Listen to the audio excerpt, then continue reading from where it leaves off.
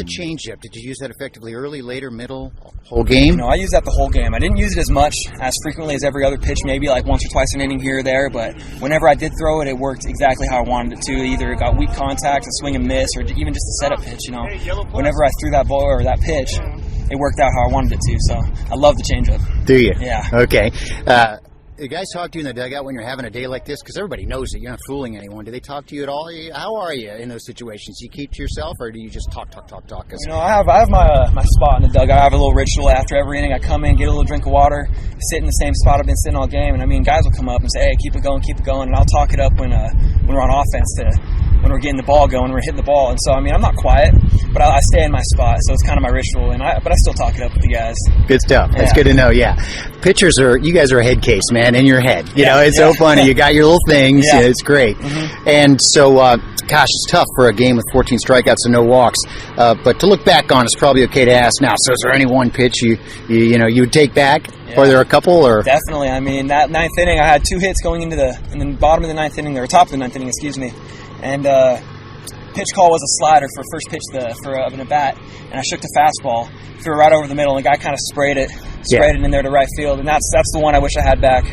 So, but that's not bad. It's not bad. One pitch out of 103 or something like that. Yeah. Wow, Grant, congratulations. Heck of a day, huh? Thank you. The team's happy. Yeah, we're all happy. Yeah, it's a good week. It's a great week. All right.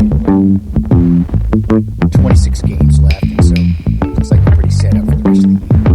Yeah, I think we are. I think we're starting to get on a roll. Like last year, we were hot the whole year. Then we just started to cool down, like literally right at the end, like right when we couldn't cool down. So I think it's kind of different this year. Like it's kind of better that we're starting to heat up at the end, so we can just roll right into playoffs and just sweep and go to nationals. Exactly. Well, congratulations. You had a good couple of weeks hitting, and keep it going next week when all conference games come next week, huh, Raj?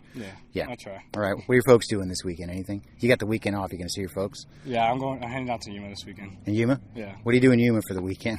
I want to just chill. Chill? Honestly, yeah. After like 5 games. Yeah. I'm tired right now. Oh yeah, tough. What a spring break. Yeah. Not much. Yeah. For athletes, we don't get a spring break really. Yeah. All right. Congratulations. Great. I think that our offense is really starting to come around, and I think that being able to work with JD every day is really helping us. Like the dude's he's a real blessing to the program, and it really shows with how much he can help our hitters day in and day out. And like clearly, the few adjustments that he's had us make in the last couple of days have been working really well. Yeah, I was wondering what he said to you today. You had a great day at the plate today, huh? And what is one of the adjustments that's meant a lot to you from JD? Me personally, just developing a 2-strike approach.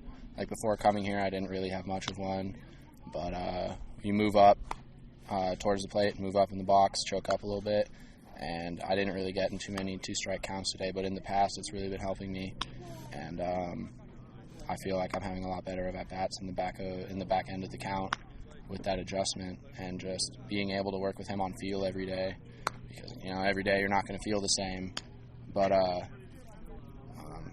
being able to work with him every day helps that feel stay more consistent. And so you're blocking them all. You can always tell by your shin guards at the end of the day, which is good in 2 ways. One, they're throwing low pitches, which is good, right? And 2, you're blocking them all, right? It seems to me like you're getting every one of them.